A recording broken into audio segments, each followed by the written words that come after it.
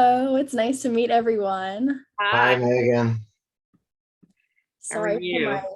I'm okay. Sorry for my voice. I am just getting over being sick. So Hi, guys. I'm actually Barbara Weisbeck. I'm standing in for Megan. Megan Hennigan, who organized this. But you're Megan Swift from the Collegian, right? I'm one of the news editors at the Daily Collegian. Right. And Alicia, I wanted to ask you how you pronounce your name. Is it Alicia? Yes, it's Alicia Swayze. Okay, great. Swayze. And Rick, I was thinking you would be the normal Rick Weber. Yeah, pretty basic. I think you got it. Mhm. It's just the spelling part. Usually people put two B's in there. Mhm. Let's see. I think we're being recorded. I hope so. Yes, that's great. yeah. So Now, Barbara, are you involved with the Collegian Alumni Interest Group or? Yeah, I'm the secretary of the group. Okay, So whenever they need something done, they come to me. okay, all right. Where are you based? North of Pittsburgh Oh, whereabouts? in Wexford. Oh, okay. I grew up in Indiana County Oh, yeah. to the west. And I was saying I still get back because my mother, who has just turned 100, still lives there. 100. Yeah, still lives on her own too. amazing. Yeah, we come from party stock. So people, that's why I got a PhD at age 50. So Wow. yeah, What did you get the PhD in? journalism. I'm very boring. No, it's in they call it journalism studies from Missouri. And because I wanted to teach, and everybody said, you need your union card. So I got the PhD. I went back originally just to do a master's to get more multimedia skills. And one thing led to another. And I ended up being a third of the way to a PhD when I finished my master's. So it was sort of like, yeah, might as well stick around. So it worked out well. That's good. So do you teach now? I do. I have an endowed chair in financial journalism at Washington and Lee University in Virginia. Wow. Holy cow. That's very cool. Yeah, it's got tenure, so that's good. That's the currency in the academy. Yeah. How about you, Rick? Where are you? I'm based in Fort Myers, Florida. I do not have a PhD myself. How about you? No, I've just been really pursuing my sports writer career, and you don't need a PhD to be a sports writer. It might actually impede your progress to get a PhD. Stay right there. Stay right there. Oh, sounded like we were getting somebody else online, but it's 4:01, so I think we should get started. I'm supposed to introduce Megan Swift to you guys. She's the Collegian news editor, and she will introduce our guests and interview them. Megan, it's all you. Great. Well, thanks everyone for coming. I'm sure we'll see some more people trickle in. And thank you so much, Rick and Alicia, for being here. We're really excited to hear from you. So yeah, we'll just get started, and I will introduce you all to our audience here virtually. So this is Rick Weber. He is a 1979 graduate of Penn State, where he was a sports writer and assistant sports editor. He has been a top 10 finalist in the APSE contest twice and won the 1994 Casey Medal for Meritorious Journalism for a package on teenage runaways titled A Tragedy, Not a Romance, that was full of gripping stories of life on the street. He has contributed to 4 Chicken Soup for the Soul books, The Golf Book, Teacher Tales, NASCAR, and The Power of Yes. He also wrote an inspirational biography titled Pink Lips and Fingertips. He lives in Fort Myers, Florida, where he is a writer for Gartner. So this is Alicia Swayze, and she is the Donald W. Reynolds Endowed Chair in Business Journalism at Washington and Lee University.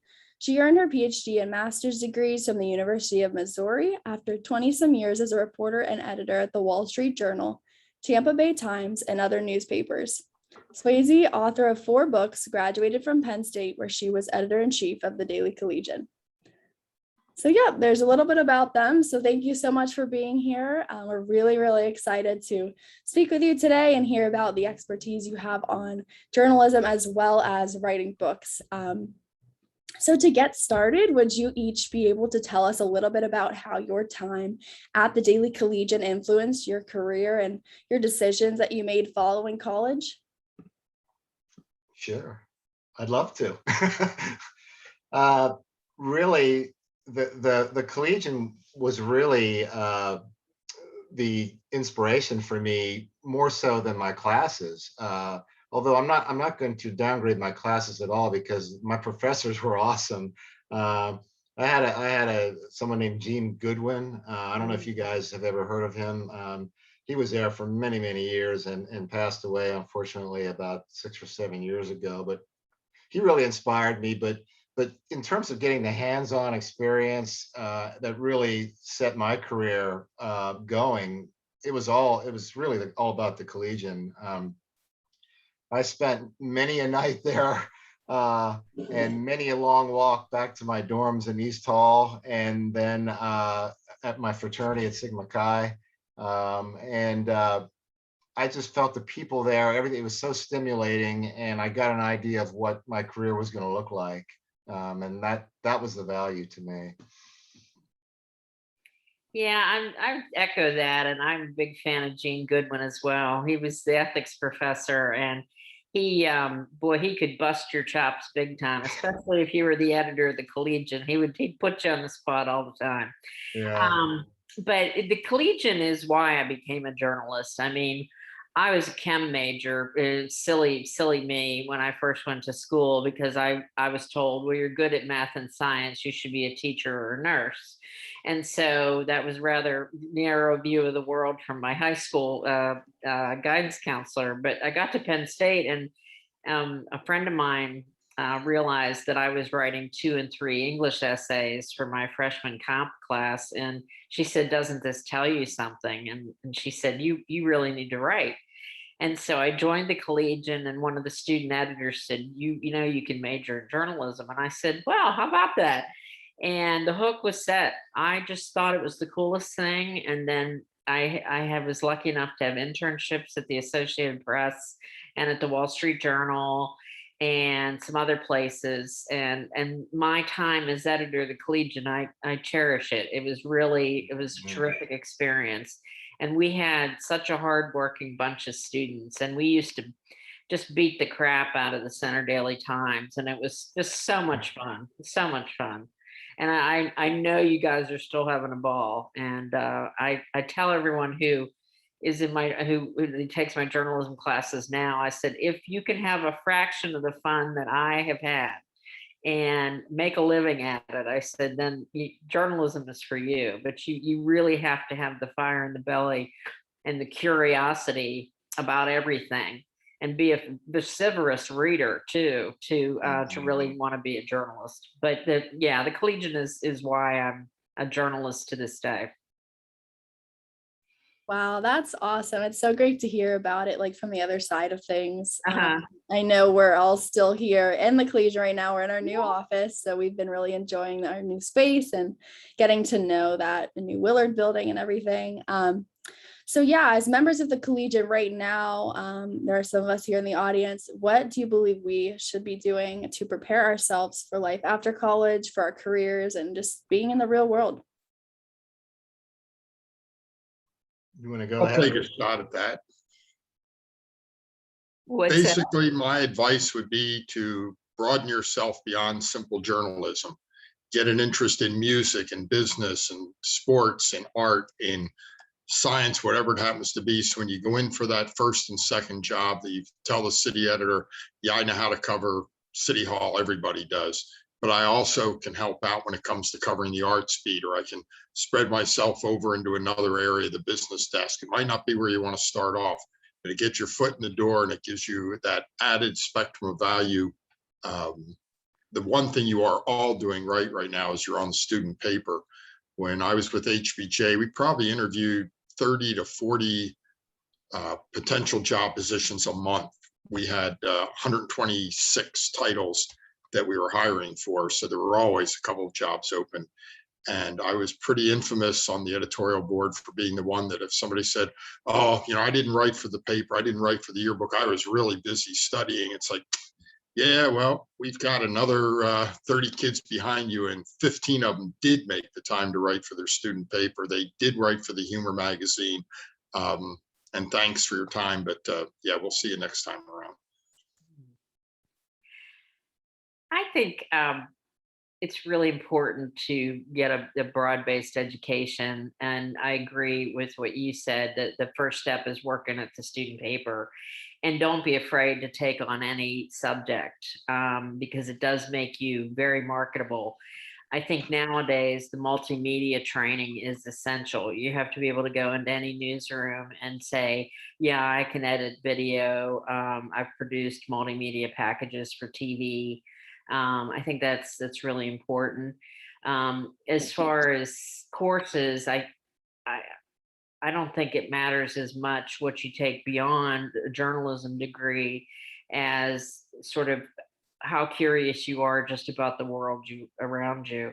And you can learn that by reading everything, as I mentioned. I just think it's really important that you be daily news consumers and a lot of different sources. Obviously, the New York Times or the Washington Post or the Wall Street Journal, but also look at wacky websites where you're going to get, offbeat story ideas. And the main thing is just write, get published as much as possible. When I was a hiring manager, it didn't matter what kind of shoes or coat you wore. It was, let me look at your clips and can you tell me something I don't know? And tell it in a compelling way and get to the frickin' point. It's another big skill that you should learn, is get to the bloody point so your reader will stay with you, and always answer the question, so why do I care? If you can do that, you're a light year ahead of many journalists who are working to this day. Yeah, I think both of those are just incredible answers. I can't really add too much to it. I mean, in my day, it was so different in terms of preparing yourself. I mean, now, like Alicia said, you have to be skilled in multimedia. I mean, you have to, and you have to market yourself too, and you have the tools to do it. We didn't have the tools nor the necessity to do it, really. Our preparation was very old fashioned. So just take advantage of everything that's out there for you. And like she said, be a voracious reader.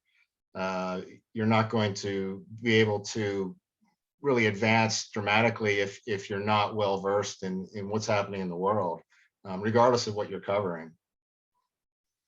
Great. Thank you so much for those answers. Very insightful, very helpful. So let's get into kind of the reason why we're here today. I know Rick, Alicia, both of you are published authors, and I know we're all very excited to hear about how that process has been and how you kind of got to that point as college students who are maybe aspiring authors themselves. So could you tell us, both Rick and Alicia, kind of how you made your transition, I guess, from journalism to the contributing to books, writing books, and like what made you want to do that, kind of your process from there? Yeah, I had always wanted to write a book, from the very beginning of my journalism career, but a couple of things fell through. I had some athletes who were going to do it, but didn't want to do it until they retired.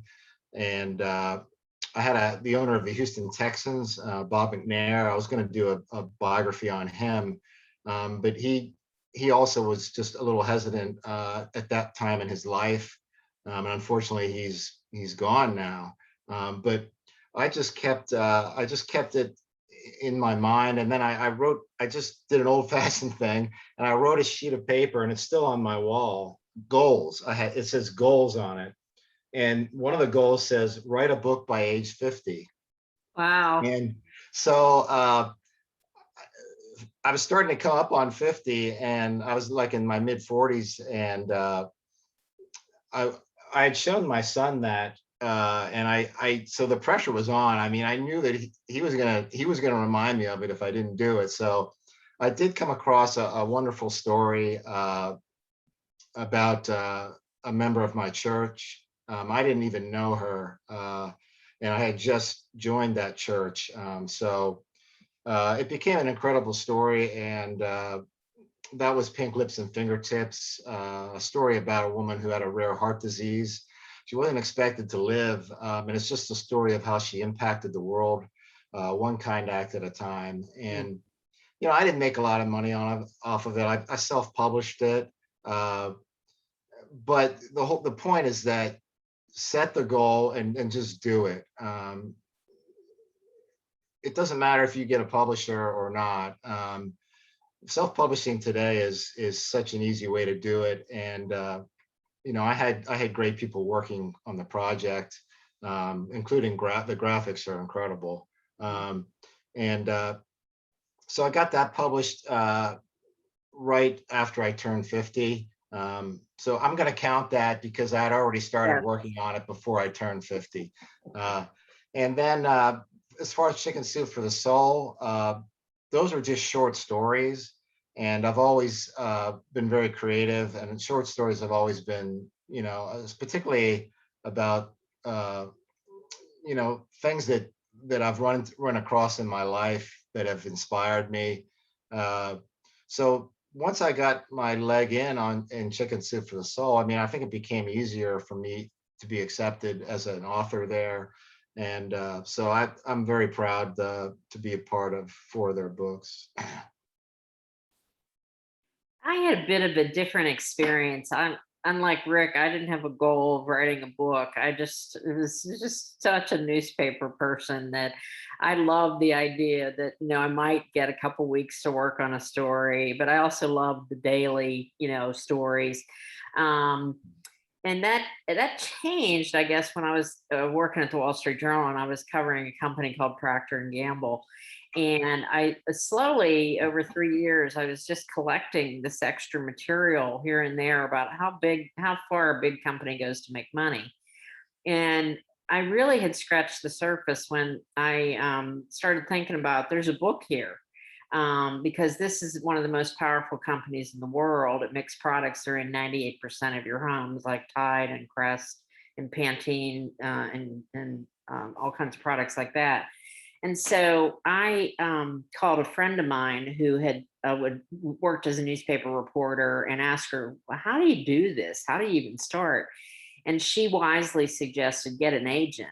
And so I called the 2 people that she suggested and ended up working with the first one who called me back. And she is with a company called ICM in New York, and she represented the book, and she was able to get me an audience with some big name publishers, and Random House ended up publishing the book. Now, having said that, Procter Gamble did me a huge favor by making international news about how they got the police after me to get my phone records in the summer of 1991. Oh. And that was right when I was working on the book. And so the book was being shopped in New York when this news broke that they had my phone records, and they basically had trampled the First Amendment and skirted some other laws to get Cincinnati Bell and the county prosecutor to gin up subpoenas to get those records. And so they were one by one calling in people to the Cincinnati Police Department to see why they were calling me. And as you all know, there's no crime in talking to a member of the media, right? But they decided under this little known law called the Trade Secrets Law that I somehow was violating laws by publishing the news, which everybody said was a load of crap at the time. And everybody just went ballistic. I mean, the Wall Street Journal even wrote an editorial against Procter and Gamble, and the Society of Professional Journalists said, how dare they trample the First Amendment? And they went through phone records of, I forget how many millions of people who were in all of Southern Ohio and Western Pennsylvania to figure out who was calling me at my home or my office. And so it helped that they put themselves in the news a little bit more. And that became the last chapter of the book. And so it was written as basically a series of stories about how far a company goes to make money, including what they do to the news media. And so I was fortunate. It was published in hard and soft cover, and then it was picked up and published in China and Japan and Germany. But I didn't make much money. I'm still working. But it's very hard in book publishing to really make big bucks unless you're a celebrity and they give you a bunch of money up front to do it. But it's very hard to get a book published these days when you're sort of what they call mid-tier list author. And because of Soap Opera did okay, I was able to write a second book where I followed 7 families around in Rochester, New York, and where somebody in the family had been laid off from Eastman Kodak. And it was much more, I think, a more personal story because it put a face on the downsizing of the 90s. And Eastman Kodak cooperated instead of getting the cops after me. So that was a refreshing change. Anyway, so I had an agent, I had the resources of the Journal and Random House behind me. I would never do a controversial book like Soap Opera without big guns behind me, because Procter Gamble tried to shut it down when it was in the proposal stage. They had their lawyers after the Journal and me when we got close to publication. And they were just big bullies. And it's how they do business. So I'm prattling on, but that's kind of how my process started. And then the other 2 books I wrote, no one should read. One was based on my dissertation for my PhD. It was about how journalists use Twitter. And the other one is a textbook for my business journalism class. So I got to learn how to write something far more interesting like Rick. I'm fairly linear in my nonfiction ways. So. Wow, I just can't believe that story. I can't believe what you must have had to go through for that and everything. But kind of going off of that, you're talking about how hard it is to publish a book these days, kind of break into the industry. So I guess what's your best piece of advice for aspiring authors who are maybe also journalists, and maybe that can be their leg in the door. But I guess what's the best way to go about that publishing process? Go ahead, Alicia. I think it starts with a good story. And especially if you're a journalist already, in your gut what a good story is. And, you're at the Collegian, and that's the first start. And as you go on and report more news, you're going to see the ones that have legs. You're going to see, is this a story that's sustainable for 300 pages? Or is this a one hit wonder for a Sunday, news front? And you really have to be in love with the story, because it's something you're going to live with for quite some time. I mean, sometimes years. And I always tell people I can talk you in or out of writing a book, because it becomes, on the days where you feel like you can't write another sentence, it's that angry thing down the hall in a closet that needs to be fed. And on good days, it's a sweet little kitten that's in your lap, and it's just, really compliant. But it's, they're each, don't you think, Rick? I mean, it's like there are days where it's an ugly beast, and it's just like, what the hell was I thinking writing this book, But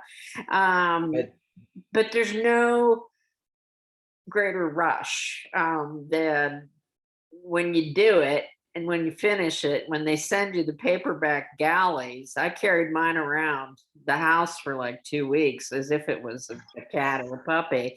And so I say just do it. I mean, if you have a story and you think it's there, and Rick was right in terms of self-publishing now, I mean, don't get frustrated by agents and publishers, because they are a fickle bunch just chasing the latest Kardashian or Trump book or whatever. It gets to be really tedious for those of us who who believe in really good, meaningful stories, like the one Rick wrote. I mean, that's a compelling story of a woman's journey and how many lives she, touched. And that's something that, people can pick up and read whenever. And so you have to think about, is this someone that's worth my time? Is it somebody worth the reader's time? Yeah, I think you really have to be passionate to write a book. I just remember, being a full-time writer at that time for a newspaper writer. I didn't really have a lot of time to write, so I had to block that time into my night. I mean, just write the time down on your schedule. Don't just say I'm going to work on my book tonight. I mean, block the time in there so that you're committed to that, because it's the only way you're going to get a book done if you have a full-time job. So I would do that, and I would get home, I'd be tired, but I just kept it in my mind what the goal was, and how this is going to impact people, and how much I really wanted to do it. And so it really took me over 2 years between interviewing everybody and actually getting it published. Was probably close to 3 years, actually, from the time I did my first interview to the time the book actually got into my hands. I wrote, I was sitting in my office and, watching bowl games on TV. I can remember watching some bowl games on TV and just, taking a break and just enjoying the process, not making it too arduous. Just enjoy what you're doing and make sure that you complete it, because you can do it. Yeah. And one of the cool things, it's just like a college degree. When you do a book, nobody can ever take that away from you. Yeah. It's just like a college degree. You can say, I did it, and it's mine. And there has to be a lot of personal satisfaction in it, or you won't complete it.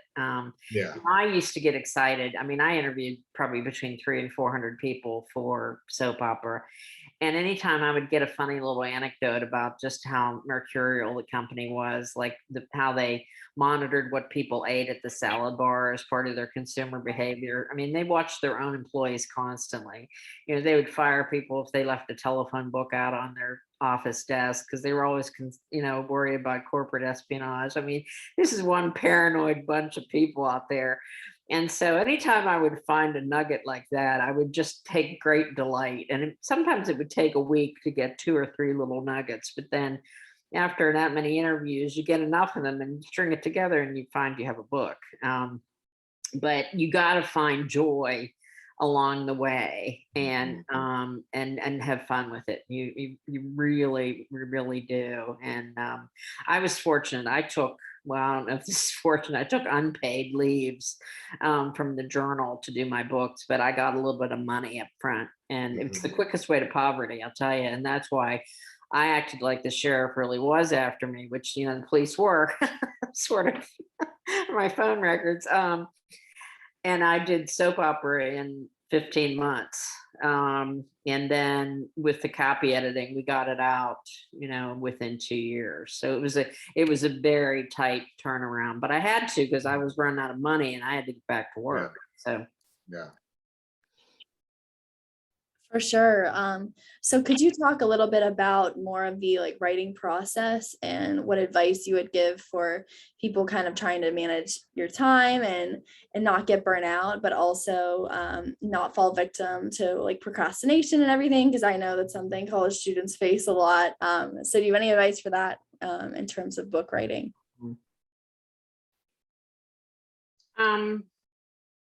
I think Rick's right. You really got to schedule it just like you schedule out time for take care of me time, whether it's taking a walk or, going swimming or something like that, just like you would schedule a class or, homework time. You have to schedule it. It's just like saving money for retirement. You got to pay yourself first. If you are going to do a book, you got to commit to putting that on the books every day or every other day. and the downtime. And there were times, just like, you know, for those of you who work nights at the Daily Collegian, your friends are out partying and you're putting out the paper. And I can't tell you how many times I got grief from my buddies who said, how come you don't come on and drink with us anymore? I'm like, well, I'm the editor of the newspaper, you know, and we did our share of partying, but we just did it on Friday and Saturday nights, not through the week. So don't get me wrong. But I digress. Time management is really essential. And I think you have to set sort of deadlines for yourself. I mean, if you have a publisher, you're going to get a deadline, you know, imposed upon you. If you're self-publishing, it can be dangerous because you don't have a deadline, but you might want to set one. Everybody has different work habits too, though, because I would write only after I had gone out into the field and done, you know, maybe 30 interviews or something. And then I'd come home and I'd sit down and I'd be like, okay, I can write this chunk now. And then I got to go out and report some more, because I would get a little stir crazy if I was home too long just trying to write. And I knew there were days where I was like, today's a reporting day. I don't think I have a sentence in me. And I'm still that kind of writer where I have a book chapter to do and it's not due till January. And of course, you know, I've kind of done a little research on it, but I'm like, oh, January, that's miles down the road. And, you know, at some point I'll kick it into overdrive, but I can't even get it on my radar right now. But some people work best first thing in the morning. Others are night owls. I was always a first thing in the morning. And I always took Friday afternoons off and went and played with one of my nephews or nieces or something, because I was just like, I needed to be grounded and not get so much with my head down writing the book that I forgot about everybody around me. And so you have to have a really good support system too. If you're, you know, I was and I am single, and so it was easy because I didn't have any kids to worry about, just maybe a dog nipping at my heels occasionally. But if you're juggling a full-time job and a family and a book, I don't know how to do that. I'm not sure. My last two books I did while I was working or getting my PhD. And so those were different, but there I had to carve out time in between full-time job or full-time school. So Rick, maybe you can give the perspective of you, because you were doing it while you were working full-time and you have a son too.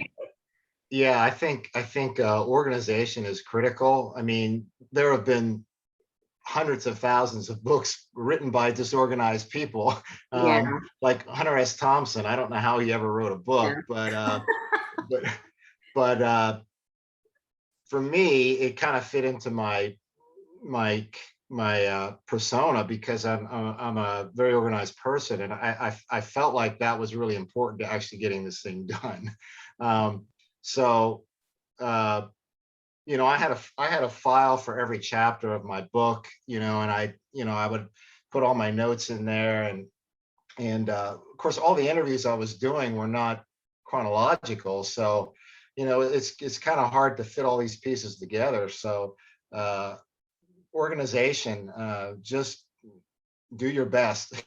If you're disorganized, maybe find some tips on becoming organized, at least in the aspect that would help you write the book. It's nothing like working for a newspaper and just cranking out a story every day, you know, a 20-inch story here and there. I mean, it's going to require a stepped up effort for sure.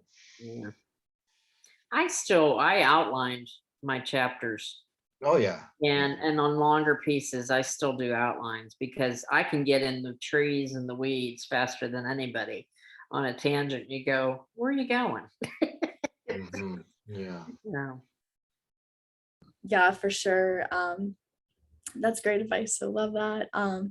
So after you have the book published, I know you're talking about how it's so hard to make money in the field as an author, like as just an author. So do you believe that there is a way to make any money from books that are published? And what kind of advice would you give from a marketing standpoint after you were to write and publish a book? Alicia, you would have more experience with that. Well, the main thing, if you can still get them, is to get an advance against earnings, because my first two books, I got enough money to take, a year off to work full time on the book. Now, that sounds great, but remember, I'm buying all my own notebooks and pens, and I'm paying my electric bill and my insurance and all those other things, and no income coming in, except you get a third on signing of your book contract, a third when you turn in half of the manuscript, and third when the lawyers sign off on it. So those can be long months in between paychecks. And so get as much money up front as you possibly can, because then no matter what the book does in sales, you get to keep that money. And I never saw anything beyond advances, because the books never sold enough to earn what they say, earn out the advance.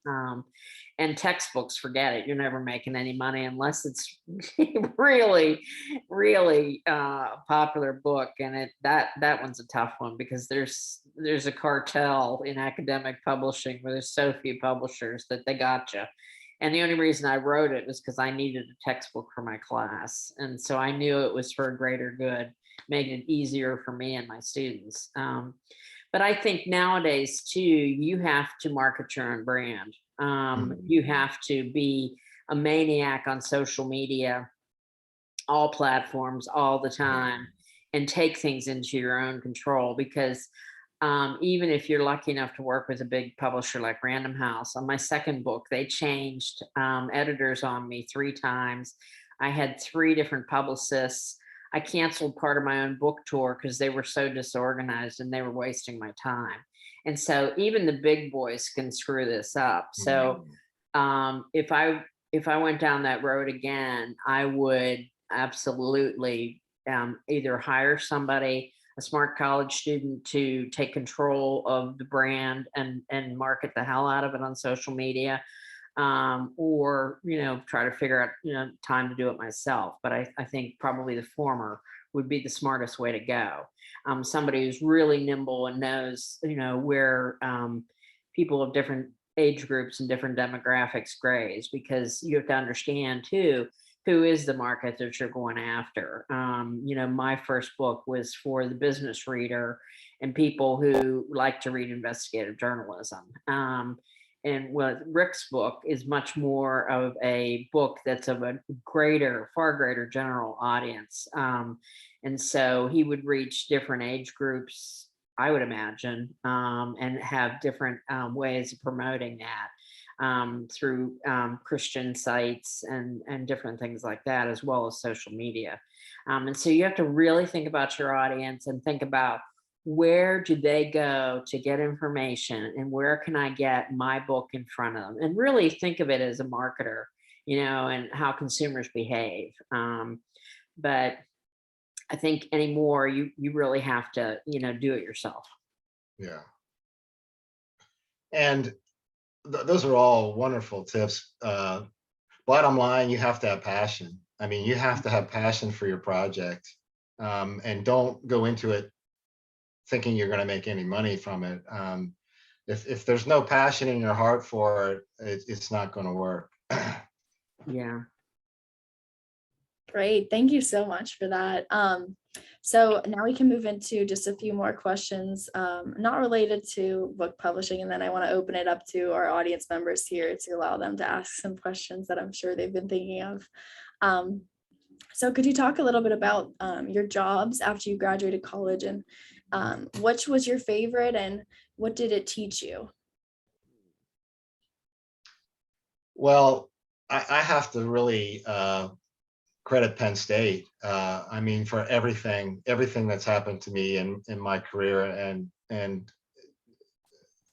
my life. I mean, back in the days when I graduated, it was much more unsophisticated. I mean, like I got a job through Gannett.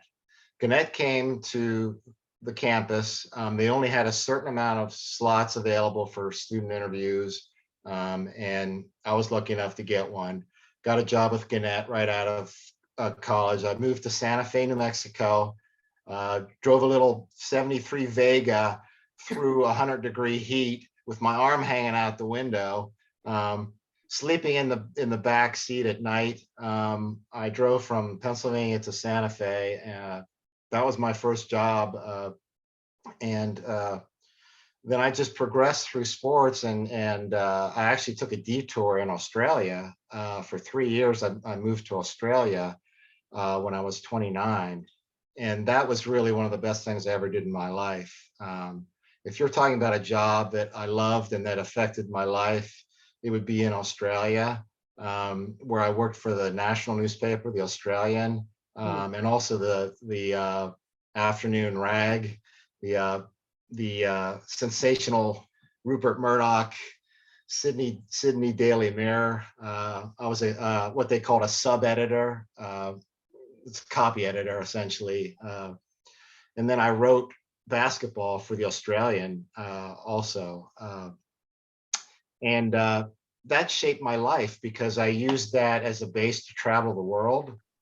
And so after a year and a half in Australia, I traveled the world for 9 months, moved back to Australia, worked there for a year, and then traveled the world again. And I can't tell you what that did for the rest of my life, because it gave me such a perspective on the world, things that I never knew before. I saw the world's greatest museums, climbed to the top of mountains like Mount Olympus, studied Greek culture, bought a Turkish carpet, which is an experience in itself.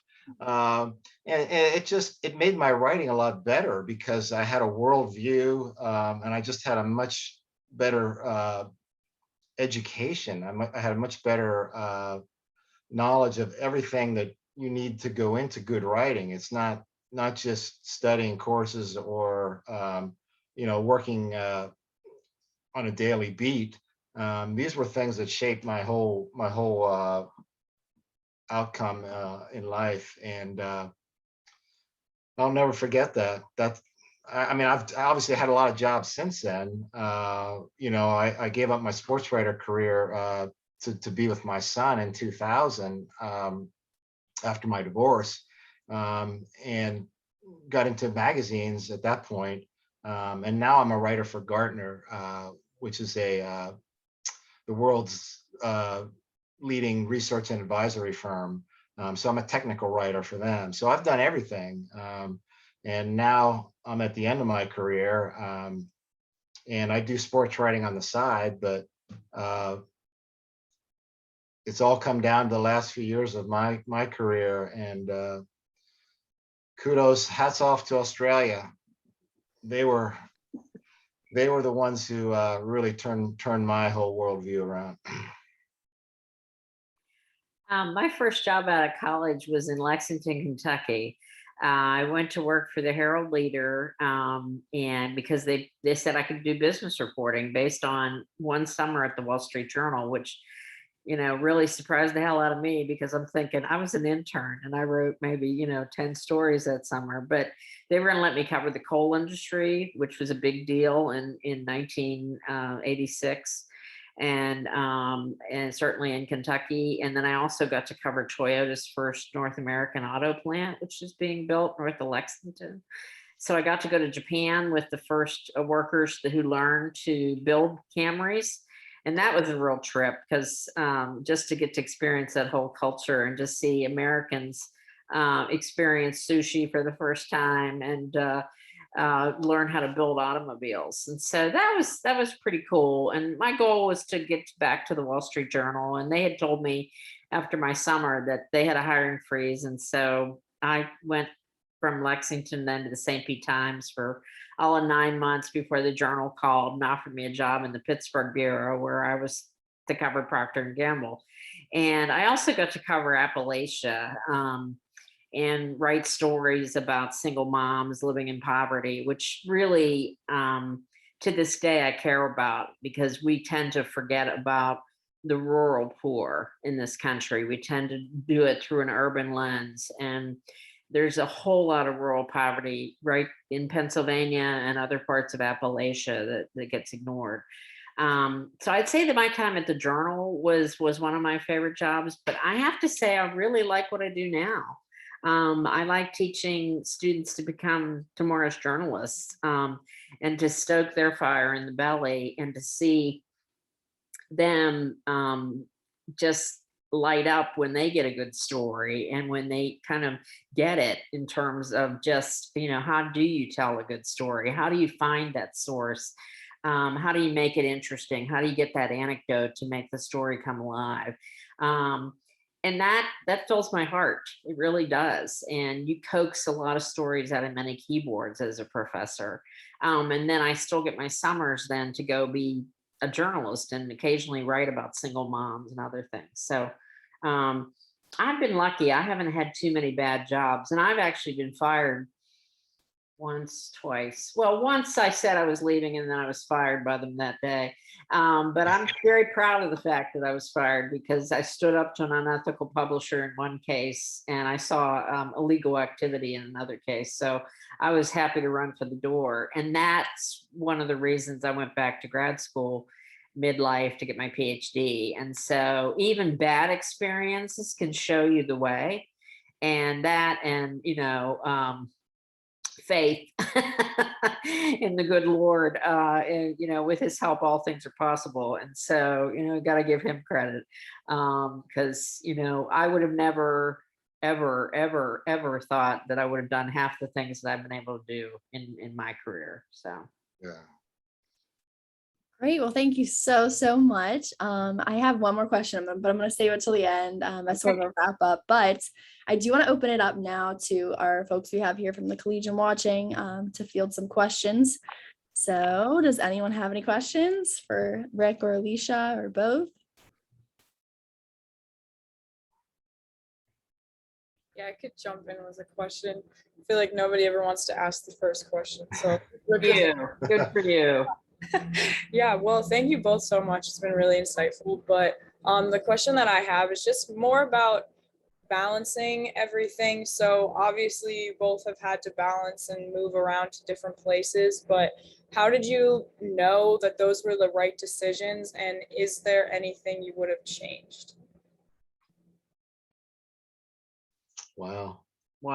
It's a really good question. In terms of right out of college, I didn't have any other options. So I took the first job that was offered to me. So I didn't really know that it was right. But after that, I'm looking for things that will allow me to progress in the industry. I want to step up.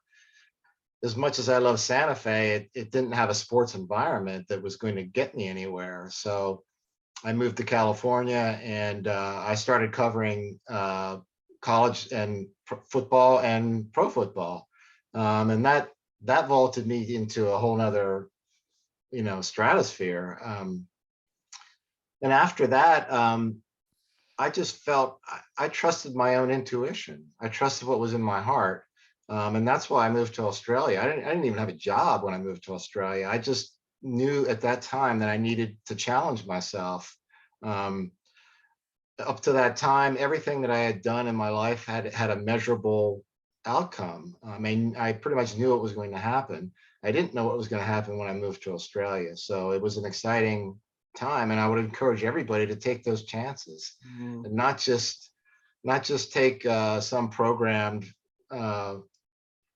path on your career. Just believe in yourself. And I mean, after that, things happened in my life that were somewhat tragic. My marriage, I lost my marriage, and my son went with it. And my son was taken 1,100 miles away from me, and so I moved to be with him. Even though I lost my sports writer career full time, I gained my son, and that was more important than anything I've ever done in my life, career-wise. Trust me, to be his dad. So you need to do things like that in your life. I feel like, and I don't want to turn this into,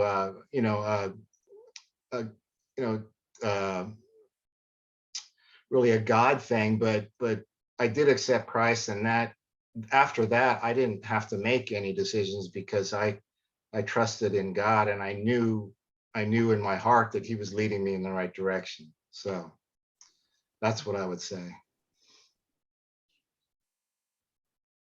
I think it's pretty cool to make it a God thing myself, but I'm still a Christian. No, I was too young early on to know if I was doing something really stupid. And like Rick, my first job, I think I had another nibble on something, maybe part-time job at the AP or something, but I just was going to Kentucky, even though, I wasn't exactly even sure where it was. And so it was a chance to do something I knew, would be fun. And so then as I worked for a really good editor there, a guy named John Carroll, I learned that you are doing part of the hiring, even as the employee. You should always look to that next job as, who am I going to learn from? Am I going to get better? And my mentors at the Wall Street Journal said, we're waiting until we have an opening, but go to St. Pete, because there's a former Wall Street Journal editor there as business editor, and you can learn a lot from him. And so I did. I got a job there. And each step that I made seemed to make sense along the way. I mean, people thought I was crazy when I was 25 years old and I took a leave of absence from the Wall Street Journal, not knowing what I'd come back to. But I was like, yeah, what the hell? I got a couple bucks to do this book. I mean, what's the worst that can happen, And so I did that a couple times. And then I think the only poor choices I made were not doing my due diligence on a couple of those.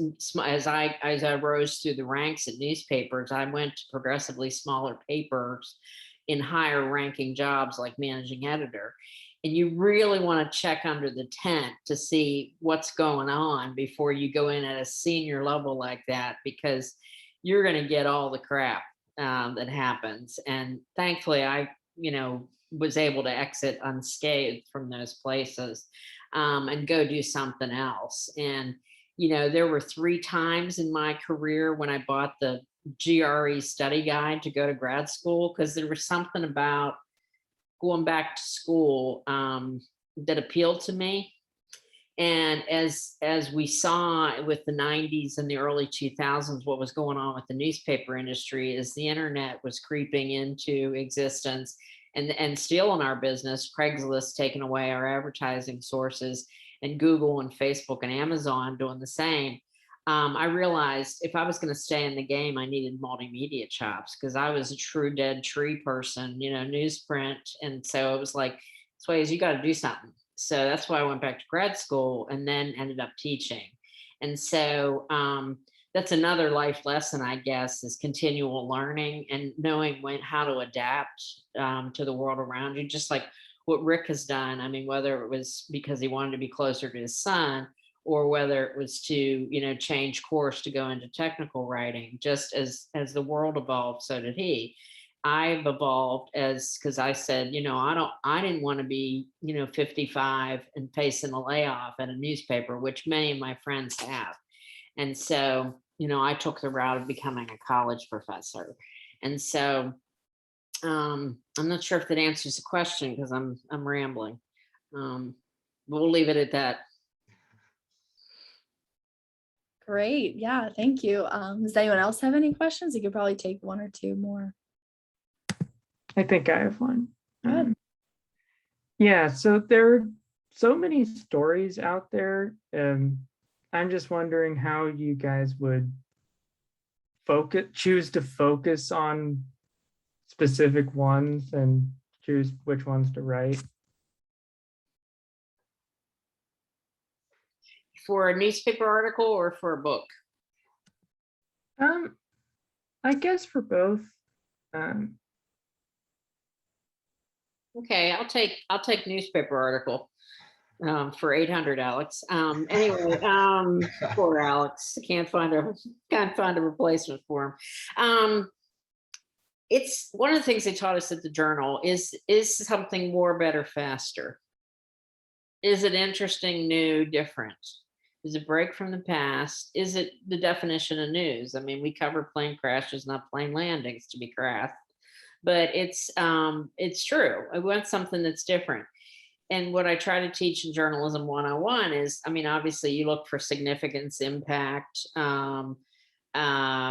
proximity, and those kind of attributes, but also you have to remember, like, sometimes we just need to write about something that's really funny.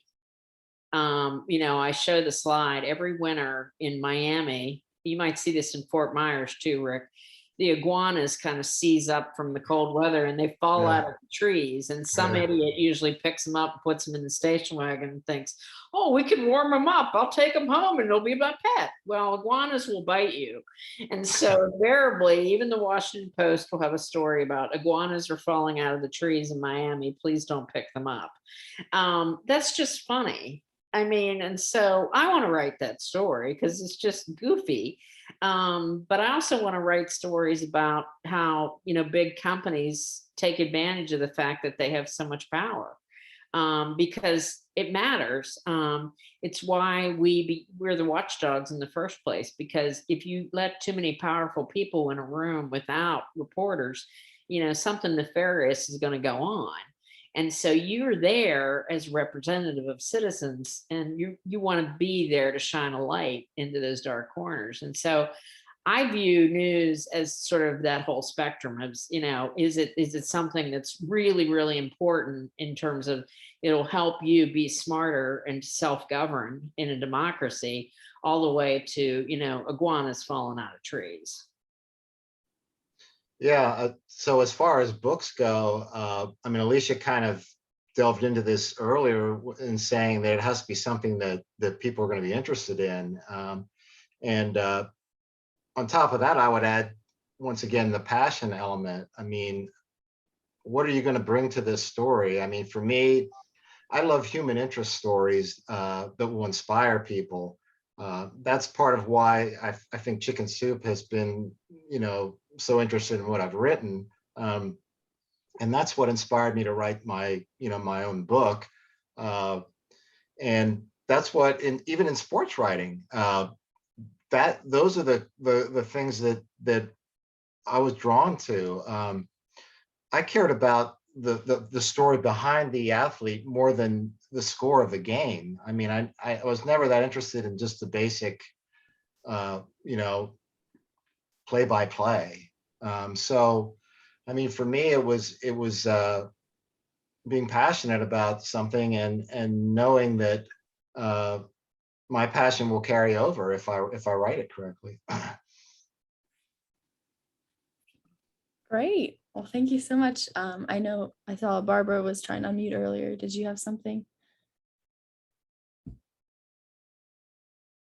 I do not want to interfere if the students have questions, but I just want to ask you, Alicia, very quickly, what years were you editor-in-chief of the Collegian?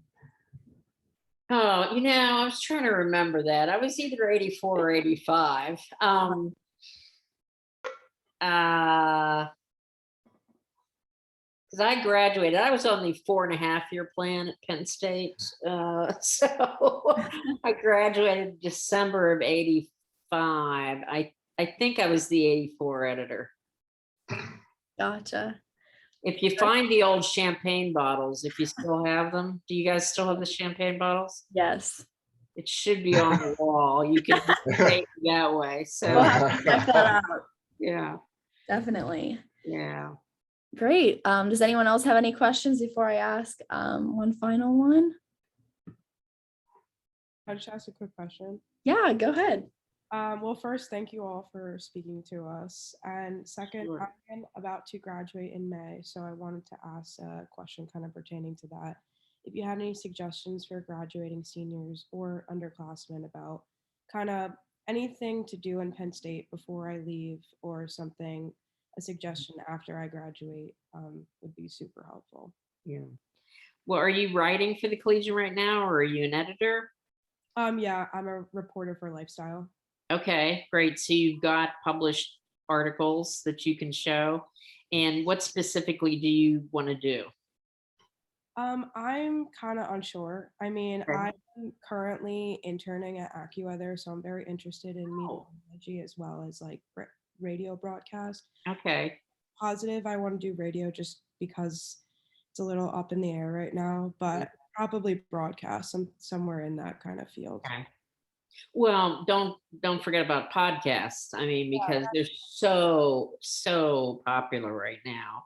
And I've seen people start whole businesses related to one good idea for a podcast. And so you want to think about some of the digital only media companies out there. I'm thinking about in business news, my specialty, there's a place called The Morning Brew, which appeals to people your age and tries to make business news, business and financial news chattier and makes it more interesting. And they started a podcast a few years ago, and it quickly went up to 8 million listeners. So, I mean, that was pretty high impact.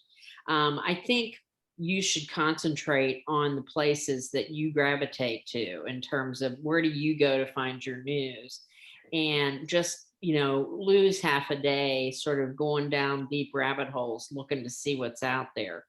Contact every alum that you can find who's willing to take your call. And I'd be happy to talk to you, at a later time. We can talk more in depth in terms of, leads for jobs. One thing too, we run this all the time because our business school students come back from their junior internships, already lined up jobs working for Goldman Sachs for big money. And then we have our journalism and Stratcom students who are like, well, we're not getting any job offers. And it's the way the world works in media. They look around the newsroom and they say they found out somebody's leaving Friday. And so they're going to look for the first warm body that they got on their short list. And so don't be discouraged if you don't start to get some, movement until June or July. But, you don't even really want to start applying until, I think, April. Because it's just the way the cycle works in the news industry. So I would contact as many people as look for where you naturally gravitate for news. Look at journalismjobs.com. You should also look at follow people on LinkedIn to see who's where in the Penn State alumni group. The alumni board would be a big help to you. And what else? And so it's good that you're interning, and you may even think about a postgraduate internship as a way to get some more experience if you don't get something full time. Thank you. I really appreciate all of that. It was and do reach out. Just remind me. I can give you my email is really simple. It's my last name, Swasy, SWASYA @wlu.edu. You said WASAYA at Swasy, SWASYA @wlu.edu. Wait, what was the email address? I'm so sorry. That's okay. You know what? I'm going to put it in the chat. Much better. Thank you. Yeah. I appreciate it. Great. Well, thank you both so much. I do have one final question, if that's okay, real quick. What's your best piece of life advice you can give us? I would say pursue your passion. Yeah. And this is a theme that I'm really hammering because I just feel like you shouldn't get sucked into the corporate life until you have to. I mean, I realize it might be necessary at some point in order to make a living, but follow your dreams, your heart, your passion. I mean, you're an artist. You are. So be creative, push the boundaries, read voraciously, ravenously. And that's how you expand your boundaries and learn how you want to express yourself. I agree completely. And I also know that I've never had trouble making a living. And I made not so great living, at those early jobs, but I didn't care. I was young and we used to, it's sort of like you live like you did in college. Somebody brings a 6-pack, somebody makes a pan of lasagna, you sit on the floor and you have a party. It's a good time, But I think find the joy in everything and remember not to take yourself too seriously. I mean, I thankfully can find humor in just about everything, largely myself. And, I crack me up on a regular basis. And so I know it makes me a better teacher. It makes me a better human being. But I also be grateful for, everything you do get, because we are all so fortunate to be in this conversation because we have one thing in common, and that's Penn State and the Daily Collegian.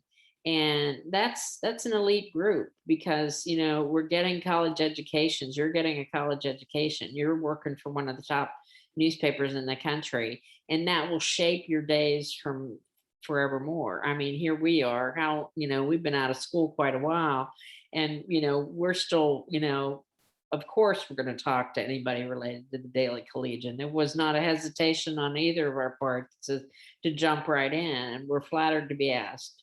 And so I think you always remember those ties.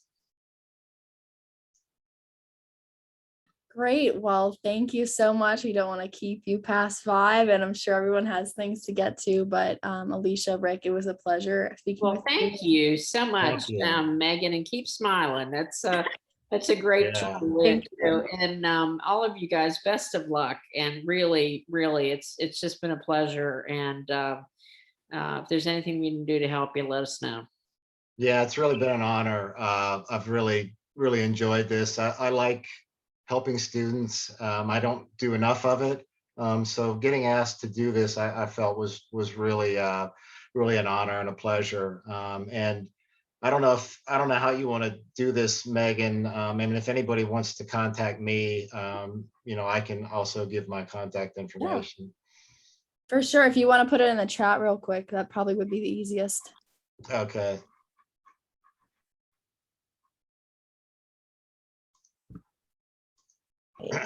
Okay, guys, I'm going to stop the recording, but it will be posted on the Collegian AIG website as soon as I get it through YouTube and all those other shenanigans.